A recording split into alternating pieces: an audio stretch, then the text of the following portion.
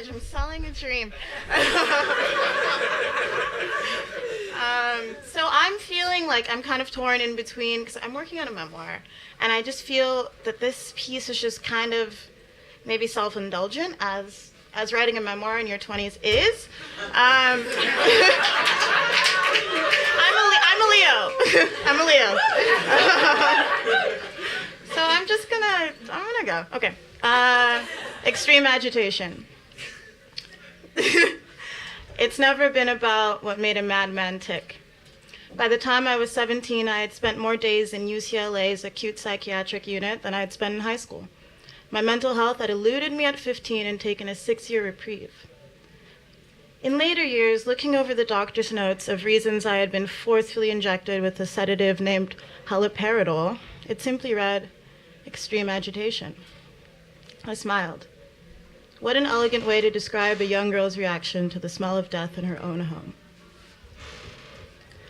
As a child, I was constantly in motion. I traveled incessantly behind the legs of my mother, a book in my left hand and the thumb of my right hand planted firmly in my mouth. The busy hum of unlearned languages, unfamiliar smells, and contrasting cities was inherently comforting to me. Frequently oscillating between countries, schools, apartments, and socioeconomic statuses, I became accustomed to a revolving door of newness. Nothing was ever truly permanent, and this delighted my childlike curiosities.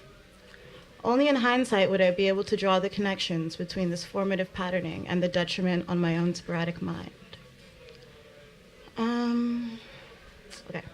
I went to the Playhouse School in LA, and I don't remember much of anything besides refusing to take daily naps required by kindergarten teachers. Even then, I had far more energy than anyone knew what to do with, and sleep was already unkind. After much berating, the teachers finally gave in and allowed me to escape the room of sleeping toddlers, which I found resembled a mortuary, and hung out with the big kids. It was there that I thrived and learned to read, and where I could watch films and my mind felt it could articulate and stimulate the curiosity that self-replenished like the sun. I've always felt most comfortable being the youngest in a room.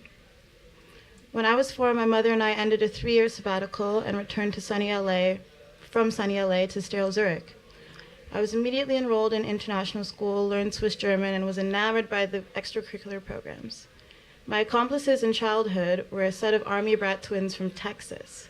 Their father held a rather high ranking in the United States Armed Force, and they moved around as often as I. The connection was instantaneous. Loud and unabashed, we were the Americans. We sat in front of the class, led most of the discussions, and raised our hands proudly. Was that weird? Oh my God.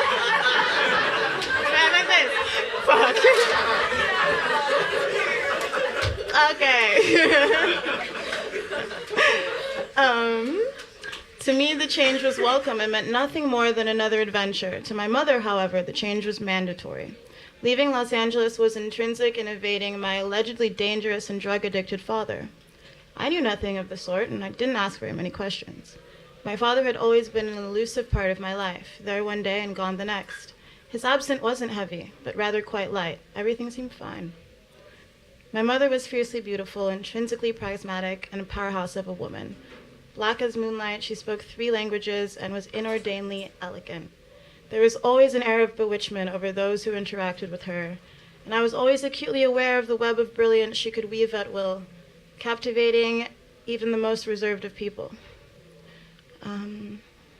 Materially, I longed for nothing.